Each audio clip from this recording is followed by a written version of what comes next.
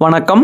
முனைவர் கி. ராம் கணேஷ். இன்னைக்கு நாம் ஐம்பெருங்காப்பியங்களுள் ஒன்றான இளங்கோவடிகள் எழுதிய சிலப்பதிகார காப்பியத்திலிருந்து வரம் தரு காதையை இந்த பதிவில் சுருக்கமாக பார்க்க போகிறோம்.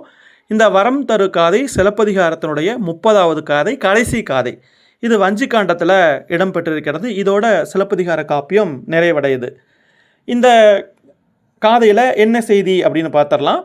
அந்த சேரன் செங்குட்டுவன் கண்ணகிக்கு கோயில் எழுப்பி கண்ணகி சிலை வைத்து அங்கே வழிபாடு பண்ணுறாங்க. அந்த நேரத்தில் நம்ம ஏற்கனவே படிச்சிருக்கோம், தேவந்தியெல்லாம் அங்கே வந்திருக்கா, கண்ணகியினுடைய தோழி தேவந்தியெல்லாம் வந்திருக்கா. அப்போது அந்த நேரத்தில் அந்த செங்குட்டுவன் என்ன பண்ணுறாருன்னா, இந்த தேவந்தி மணிமேகலை பேரை சொல்லி அழுதுகிட்டு இருந்தாங்க.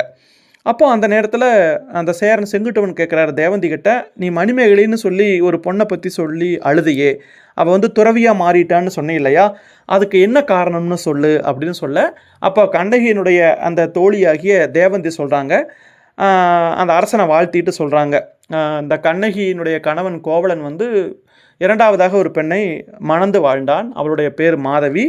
அந்த மாதவிக்கும் கோவலனுக்கும் பிறந்தவள் தான் மணிமேகலை. அப்போது அந்த நேரத்தில் மாதவி அவங்களுடைய கணிகையர் குல தொழிலே அவள் செய்யவில்லை.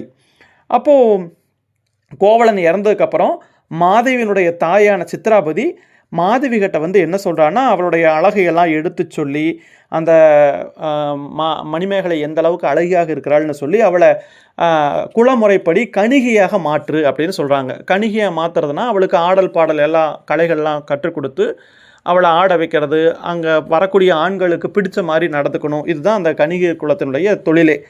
அப்போது இது மாதவி ஏற்றுக்கொள்ளவில்லை. ஏன்னா தான் அந்த குலத்தில் இருக்கக்கூடாது அப்படிங்கிறதுக்காகத்தான் கோவலனை மணந்து வாழ்ந்தார். அப்போது அந்த நேரத்தில் மாதவியினுடைய தாயாகிய மணிமேகலையுடைய தாயாகிய மாதவி அதை ஏற்றுக்கொள்ளவில்லை. அப்போ அவள் என்ன சொல்லிட்டான்னா, கண்ணகி நினச்சிருக்கா, அவள் வேறு இடத்துல சொல்லும்போது கூட தான் பிறந்தது கணிகையர் குலம்ங்கிறதுனால மாதவி மணிமேகலையை அறிமுகப்படுத்தும் போது எந்த ஒரு இடத்துலையும் தன்னுடைய மகள்னே அவள் சொல்ல மாட்டாள். மாபெரும் பத்தினி கண்ணகி மகள்னு தான் சொல்லுவாள். அப்படி இருக்கக்கூடிய சூழலில் அவள் இந்த கணிகை தொழிலில் ஈடுபடுத்த அவளுக்கு மனம் ஒத்து போகலை. உடனே அவளுடைய கூந்தலை எல்லாம் களைந்து அவங்க வைத்திருந்த அந்த காசு பணத்தையெல்லாம் தானங்கள் பண்ணிடுறான். அப்போ அந்த நேரத்தில் மன்மதனுக்கு அங்கே வேலை இல்லை. ஏன்னா மணிமேகலை அவ்வளோ அழகி. அப்போ அவள் மூலமாக யார் இடத்துலையும் காமத்தை ஏற்படுத்த முடியாதுங்கிறதுனால மன்மதனே தன்னுடைய வில்லையும் அம்பையும் போட்டுவிட்டு போய்விட்டான் அப்படின்னு சொல்கிறாங்க. அதுக்கப்புறம் மணிமேகலை துறவினை கேட்ட அந்த நேரத்தில் அந்த பூம்புகார் நகரத்தில் இருந்த மக்கள் எல்லாருமே ரொம்பவுமே வருத்தப்படுறாங்க. ஒரு நல்ல மாணிக்கத்தை ஆழமான கடலில் போட்டது மாதிரி ஆயிடுச்சு அப்படின்னு. அதுக்கப்புறம் மணிமேகலையை அரவணடிகள் அப்படிங்கிற ஒரு துறவிகிட்ட கூட்டிகிட்டு போய் ஒரு துறவியாக மாற்றுகிறார் இந்த மாதவி அப்படிங்கிற செய்தியெல்லாம் சொல்லி, நான் இந்த மாதிரி இளமையான வயசில் துறவு பூண்டு விட்டாளே மணிமேகலை, அதற்காகத்தான் அழுதேன் அப்படின்னு சொல்லி முடிக்கிறான். இப்படி தேவந்தி சொல்லி முடிச்சதுக்கப்புறம் கொஞ்ச நேரத்தில் தேவந்தியினுடைய உடம்புக்குள்ளே சாமி வந்துடுறது. அது யார் அப்படின்னா, தேவந்தியினுடைய கணவனாகிய பாசண்ட சாத்தன். அவன் தெய்வமும் கூட. அவன் தேவந்தியினுடைய உடம்புல இறங்கிடுறான். அப்போ அந்த இறங்கின உடனே என்ன ஆகுதுன்னா, அவளுக்கு அந்த சாமி வரும் அந்த ஆடுவாங்க இல்லையா, அவளுடைய முகம் வியர்க்குது, அப்படியே கண்கள் சிவக்குது, அந்த கையை அப்படியே மேலேயும் கீழேயும் வீசுறா. அப்போ அந்த நேரத்தில் அவன் நாக்கெல்லாம் உலர்ந்து போச்சு. அப்போ அந்த தேவந்தி பேச ஆரம்பிக்கிறாள். அவளுடைய உடலுக்குள்ளே பாசண்ட சாத்தன் இருந்து பேசுகிறான். அந்த கோயில் என்ன பேசுகிறா அப்படின்னா, இந்த கூட்டத்தில் அரட்டன் அப்படிங்கிற செட்டியினுடைய மனைவிக்கு பிறந்த இரட்டை குழந்தைகளாக பிறந்த 2 மகளிரும், திருவனந்தபுரத்தில் பாம்பனையில் படுத்திருப்பார் இல்லையா திருமால், அந்த திருமாலுக்கு தொண்டு செய்யக்கூடிய குடும்பி அவனுடைய மகனும் இருக்கிறாங்க. அவங்க 3 பேர் இங்கே வாங்கன்னு அந்த தேவந்தி உடம்புக்குள்ளேருந்து பாசண்ட சாத்தன் அழைக்கிறான். அப்போ அந்த 3 பேரும் அங்கே முன்னாடி நிற்கிறாங்க. அப்போ அந்த முன்னாடி நின்ன உடனே அப்போ மாடல மறையவனை பார்த்து, அந்த கமண்டலத்தில் இருக்கக்கூடிய தண்ணீரை கொண்டு வா அப்படின்னு சொல்லி இந்த பாசண்ட சாத்தன் தேவந்தியினுடைய உடலிலிருந்து தெரிவிக்கிறான். அவனும் அந்த மாடல மறையவனும் என்ன பண்ணுறாருன்னா, அந்த கமண்டலம் இந்த ஜக்கு மாதிரி முனிவர்கள்லாம் வச்சுருப்பாங்க இல்லையா, அதுதான் கமண்டலம். அந்த கமண்டலத்தில் இருக்கிற தண்ணீரை கொடுக்குறாங்க. அப்போ அந்த பெண்கள் மேலே, அந்த 3 பொண்ணுங்க மேலேயும் தெளிக்கிறார். அப்படி தெளிக்கிறப்போ அந்த 3 பேர்த்துக்கும் என்ன வருதுன்னா, முன்னை பிறப்பு, பழைய பிறவி, போன ஜென்மம் ஞாபகத்துக்கு வருது. இதை பார்த்துட்டு அரசனுக்கு ரொம்ப ஆச்சரியமாக இருக்குது. அப்போது மாடலமறையன் சொல்கிறான், அரசே நின் தீமை கெடுவதாக இந்த வரலாற்றை நான் சொல்லுகிறேன் அப்படின்னு சொல்லிட்டு சொல்ல ஆரம்பிக்கிறாங்க. அப்போ மாடலன் இந்த பாசண்ட சாத்தனை பற்றி சொல்கிறாங்க. அந்த பாசண்ட சாத்தனுடைய மனைவி தான் தேவந்தி. அது எப்படின்னா, மாலதி அப்படின்னு ஒரு பார்ப்பன பெண் ஒருத்தி இருந்தால், அவளுக்கு குழந்தை இல்லாதனால அவளுடைய கணவன் வேறொரு பெண்ணை மணந்து கொண்டான். இருந்தாலும் 3 பேரும் ஒரே வீட்டில் இருக்கிறாங்க. அந்த 2ஆம் மனைவிக்கு ஒரு பிள்ளை பிறக்குது, ஒரு மகன் பிறக்கிறான். அந்த மகனை பார்த்து கொள்ள சொல்லிட்டு அந்த 2ஆம் மனைவியும் கணவனும் போயிட்டாங்க. அந்த நேரத்தில் இவள் பால் ஊட்டுகிறாள். அப்போ பால் ஊட்டக்கூடிய நேரத்தில் அந்த குழந்தைக்கு பால் புறையேறி இறந்து போயிடுது. அப்போது அந்த கணவனுடைய 2ஆம் மனைவி என்ன நினைப்பா, தனக்கு குழந்தை இல்லாதனால தான் இவ இப்படி அவளுக்கு குழந்தை இல்லைன்னு இப்போ என் மகனை கொண்டுட்டான்னு சொல்லிடுவான்ட்டு நேராக அந்த மாலதி என்ன பண்ணுறான்னா, அந்த பார்ப்பன பெண் மாலதிங்கிற பார்ப்பன பெண் பாசண்ட சாத்தன் கோயிலுக்கு ஓடுகிறாள். அங்கே போய் பாசண்ட சாத்தனை வேண்டிக்கிறான். அப்போ பாசண்ட சாத்தனை என்ன பண்ணுறாருன்னா, அந்த குழந்தையினுடைய உடம்புக்குள்ளே புகுந்துக்கிறாரு. அதுக்கப்புறம் அந்த குழந்தைய இங்கே கொண்டு வந்துடுறா. அந்த குழந்தை வளருது. தேவந்தியை திருமணம் பண்ணி 8 ஆண்டுகள் மகிழ்ச்சியாக வாழுது. வாழ்ந்ததுக்கப்புறமா பாசண்ட சாத்தன், நான் வந்து அந்த மாலதியினுடைய மாற்றல் மகன் கிடையாது, அந்த குழந்தை இறந்து போயிடுச்சு, மாலதிக்காக அந்த குழந்தையினுடைய உடலுக்குள் இவ்வளோ காலம் வாழ்ந்தேன், நான் ஒரு தெய்வம், என்னுடைய கோயிலுக்கு வா அப்படின்னு சொல்லிட்டு அது போயிருச்சு. அந்த மாதிரி விஷயத்தையெல்லாம் சொல்லுது. அப்போது ஒரு நாள் பாசண்ட சாத்தன் வந்து என்னிடத்துல ஒரு கமண்டலத்தை கொடுத்து நான் கேட்குறப்போ, இந்த தண்ணீரை கொண்டு வா அப்படின்னு சொல்லி சொன்னார். அந்த தண்ணீர் தான் இதை தெளித்தா முற்பிறவையெல்லாம் தெரிஞ்சிரும் அப்படின்னு சொல்லியாச்சு.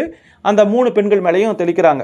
யார் 3 பெண்கள்? அந்த அரட்டன் அப்படிங்கிற செட்டியினுடைய 2 மகள்கள் மேலேயும், அதுக்கப்புறம் அந்த திருவனந்தபுரத்தில் திருமால் கோயிலில் சேவை செய்யக்கூடியவருடைய மகள் மீதும் தெளிக்கிறாங்க.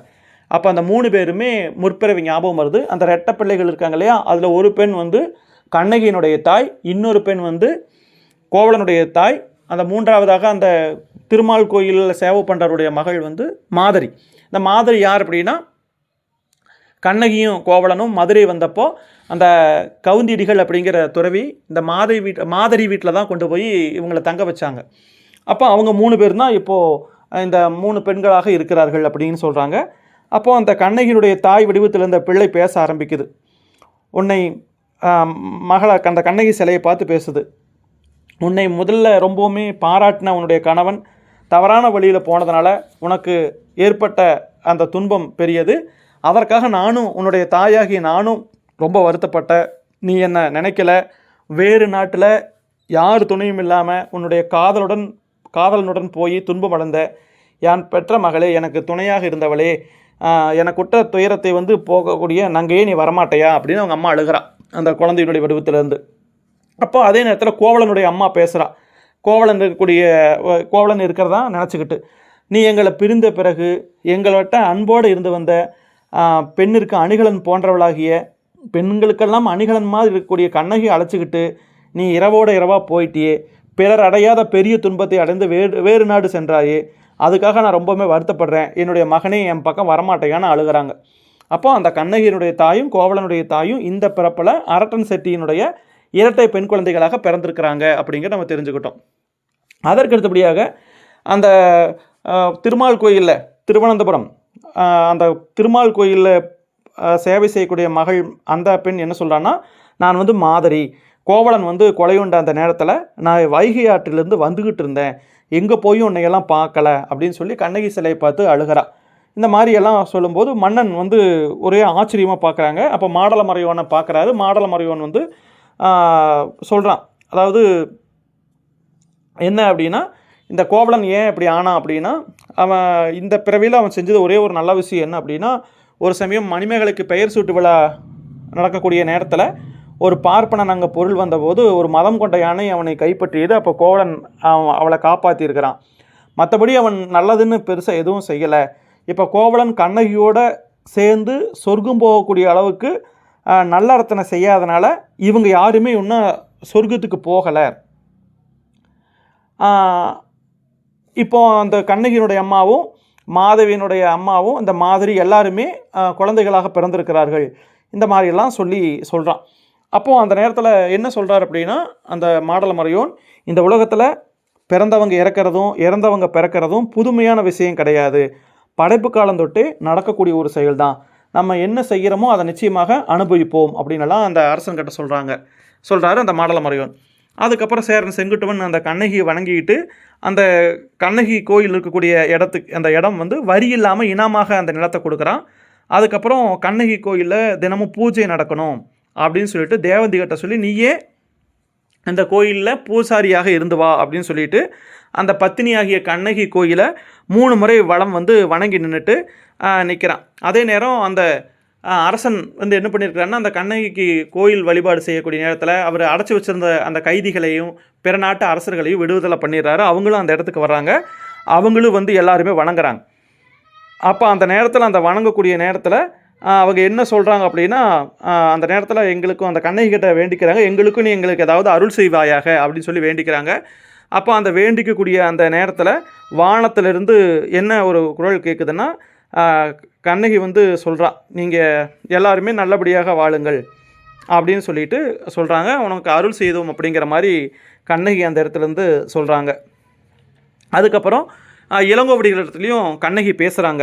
எப்படி பேசுகிறாங்கன்னா, உன்னுடைய சிறு வயதில் ஒரு ஜோசியன் சொன்னான், இந்த மாதிரி உன்னுடைய அண்ணன் செங்குட்டுவனுக்கு அரசாட்சி இல்லை, இளங்கோவடிகளாகிய தம்பி உனக்கு தான் அரசாட்சின்னு சொல்லக்கூடிய நேரத்தில் அண்ணனுடைய மனம் துன்பப்படுமே அப்படிங்கிற நோக்கத்தினால நீ வந்து வாழ்க்கையை வெறுத்து துறவியாக மாறிட்ட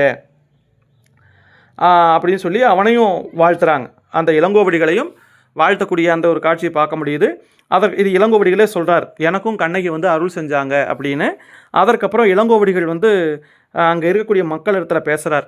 என்ன பேசுகிறார் அப்படின்னா, பிறருக்கு கவலையும் துன்பமும் செய்யாமல் நீக்குங்க, தெய்வம் உண்டென உணருங்கள், அப்படி அதை உணர்ந்ததை போற்றி வழிபடுங்க, பொய் பேசாதீங்க, ஒருத்தரை புறம் பேசாதீங்க, அந்த அந்த மாமிசம் சாப்பிடாதீங்க, உயிர்கொலை செய்யாதீங்க, தானம் செய்யுங்க, தவம் செய்யுங்க, செய்நின்றி மறக்காதீங்க, தீயோர் நட்பை விளக்குங்க, பொய் சாட்சி சொல்லாதீங்க, பிறர் மனைவியை விரும்பாதீங்க, துன்பமுற்ற உயிர்களை காப்பாற்றுங்க, இல்லறத்தை விரும்புங்க, பாவச் செயல்களை வெறுத்து ஒதுக்குங்கள், களவு காமம் இதெல்லாம் இல்லாமல் இருங்க அப்படின்னு சொல்லிட்டு இளங்கோவடிகள் என்ன பண்ணுறாருனா இந்த காப்பியத்தை முடிச்சு வைக்கிறாரு. அதுக்கப்புறம் கடைசியாக ஒரு பகுதி கட்டுரைன்னு சொல்லிட்டு கொடுத்துருக்காங்க. இதில் என்ன சொல்லியிருக்காங்கன்னா, அந்த மூவேந்தர்கள் இருக்காங்க இல்லையா, சோழர், பாண்டியர், சேரர், இந்த 3 பேர்த்திலையும் சேர நாட்டை ஆளக்கூடிய மன்னன் தான் வெற்றி சிறப்பும் மாலை அணிந்த மார்பினையும் உடையவன். அவங்க வந்து அறமும் வீரமும் ஆற்றலும் உடையவங்க.